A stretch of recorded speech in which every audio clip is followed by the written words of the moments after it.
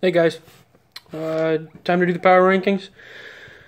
And it was a tough week for me, and I'm kind of pissed off about it because looking at the numbers, I lost to Steve in 7 of 10 categories by a margin of 2 or 1 in most of them.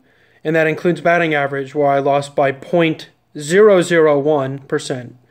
So that kind of sucked. But all in all, I'm pleased with my performance. I think I have a pretty decent team. But this isn't about me. This is about you guys. And so I'm going to get started with the rankings. So starting off in 6th, and this was a tough choice for me, whether to choose Tyler or Lee, because both of you guys suck pretty bad at this. But I decided to go with Tyler at number 6, and the reason being is I've created my own matrix in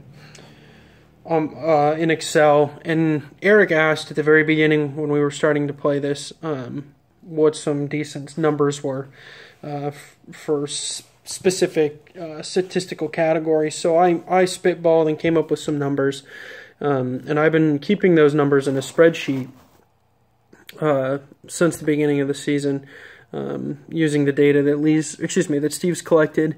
And so basically how it worked out was, I said for batting average, if you had a batting average over 250, it should give you about a 50% chance to win that category every week. And then runs was, if you have 13 runs per 100 at bats, home runs was 5 home runs per 100 at bats. RBIs was 14 per 100 at bats. Stolen bases was 2. ERA was just a flat 3. WHIP was a 1.1, and then I said about 1K per inning should give you about a 50% chance to win each week. And so based on those 8 categories, I left off saves and wins out of that group because, those are more variable than anything. They rely on a lot of other circumstances outside of that particular player's skill set. Yeah, obviously, if a player gets a win, he did something good, but but at the same time, Chris Sale's been pitching his ass off, and he has, I think, 1 win on the season. So that goes to show that despite him being probably the best pitcher in the American League, you can still get screwed. So, that being said, based on the projections those numbers that I just gave, Lee was projected to go 3 and 5 in those 8 categories, and actually he went 4 and 4. Whereas Tyler, who is in 6th place, was projected to go 4 and 4 and finish 2 and 6. Now I know some of that has to do with the opponent you're playing and how well they do in those particular categories. And Tyler was projected for 26 runs, was projected for 18.85 runs and scored 26, and was projected for 20.3 RBIs and drove in 28. And part of the reason why I think those numbers are so skewed is because he only had 145 at bats, which is really low, a really low number. In the categories where he had about an average number an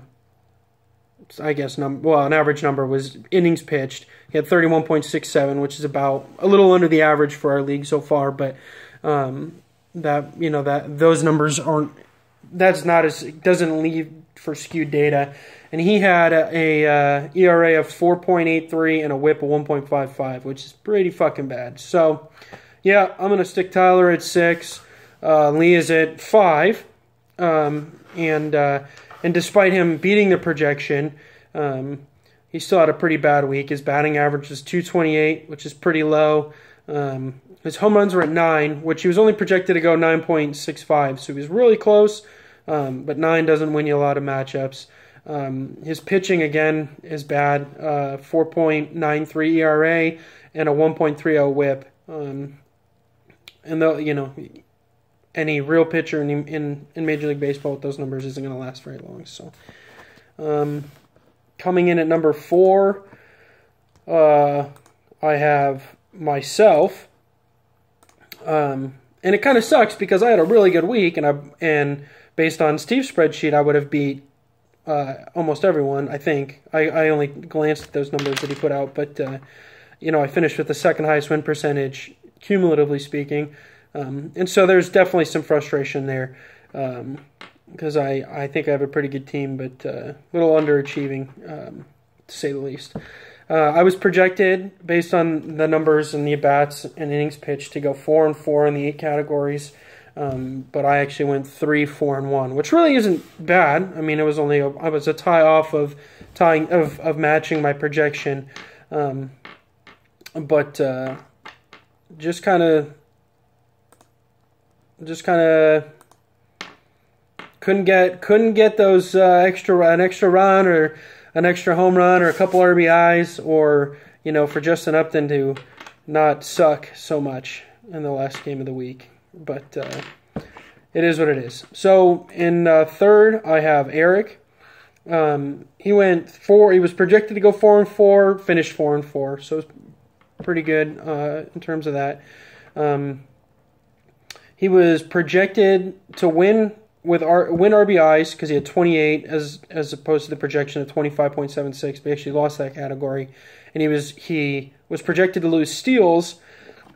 But won that category. He had 3, and who did he play? I can't remember. Lee, maybe. His opponent only had 2.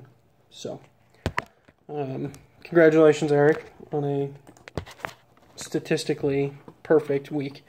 Coming in at number 2 is Nick. And against the spread, or against the statistics, Nick had probably the best, or one of the best, the second best outcome. He was projected to go 5-3, went 6-2, so that's pretty good. And the only reason I say one of the best is because Steve was projected to go 7-1, and he went 7-0-1. So, fuck you, Steve. And congratulations, Nick, on a pretty hard fought week.